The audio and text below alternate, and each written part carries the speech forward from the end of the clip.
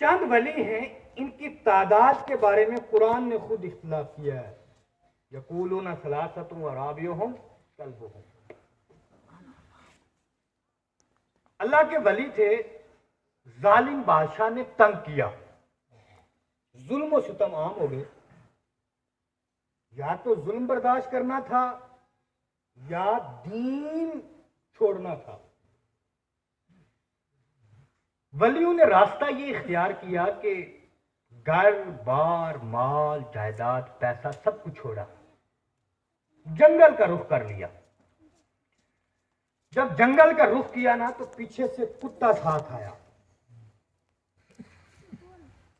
वली ने पत्थर उठाया, कुत्ते को मारा। कुत्ता 2 कदम पीछे गया, फिर वापस पलट गया। कुत्ते की ये हैबिट होती है, आदत है, फितरत। फिर मारा पत्थर, कुत्ता फिर 2-3 कदम पीछे गया, फिर क्या हुआ, तीसरी मर्तबा जब मारा ना तो कुत्ते ने, इमाम तबरानी फरमाते हैं, आगे के दोनों पांव को हाथ बना लिया। क्या कर लिया, पीछे की टांगों पे खड़ा हो गया। खड़े होकर दुआ की अल्लाह की बारगाह में, या अल्लाह मुझे कुव्वत गोयाई दे, मुझे बोलने की कुव्वत अता फरमा, ताकि मैं तेरे वलियों से क्या करूं, बात करूं। अल्लाह पाक ने दुआ को कबूल फरमाया।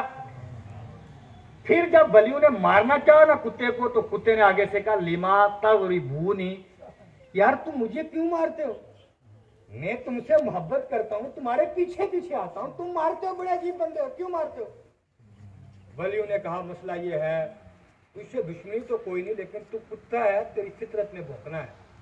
तेरी फितरत में क्या है, जब तू भौंकेगा तो जालिम बादशाह को हमारे ठिकाने की खबर, इसलिए तुझे मार रहे हैं।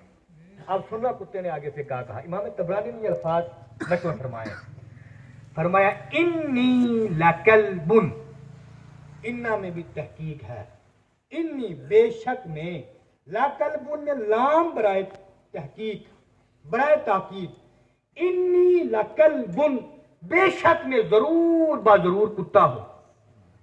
No doubt I am a dog, कोई शक नहीं है कि मैं क्या हूं, मोहब्बत करने वाला कुत्ता हूं। सुभान अल्लाह, माशाअल्लाह।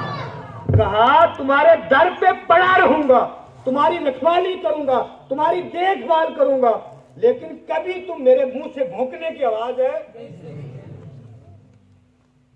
कहा अगर ये बात है तो फिर आजा साथ में। जब आया तो आके गार के दहाने पर बैठ गया। कहां आके बैठ गया, जब गार के दहाने पर बैठा तो अल्लाह पाक को इतना प्यारा लगा, इतना प्यारा लगा कि अल्लाह पाक ने फिर कुरान में इसके क्या किए, नखरे बयान किए, बैठने की हालत बयान की और साफ बयान किए कि कुत्ता बैठा हुआ कैसे है। मेरी बात समझ गए आप, समझो।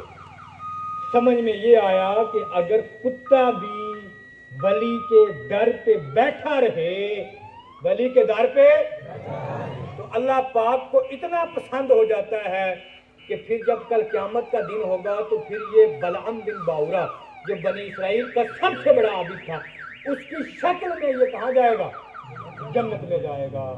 अगर कुत्ता होकर भी वली के दर के ऊपर बैठने से जन्नत का मुस्तहिक बन सकता है, फिर जो हम और आप जैसे लोग वलियों के पास आके बैठते हैं, वलियों की बारगाहों में आके बैठते हैं, कभी खाली जा सकते हैं वापस?